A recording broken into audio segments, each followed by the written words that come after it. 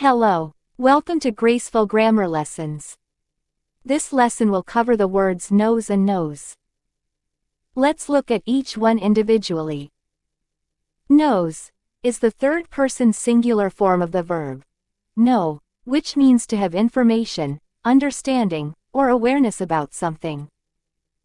For example, she knows how to play the piano. He knows the answer to the question. Nose refers to the part of the face that contains the nostrils and is used for breathing and smelling.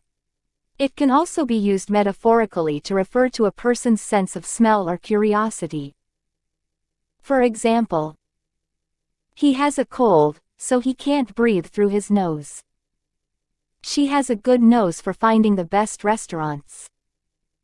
To summarize, knows, to have knowledge or awareness, verb. Nose, the part of the face used for smelling and breathing, noun. Don't forget to subscribe, share, comment, and hit that notification bell so you don't miss a lesson.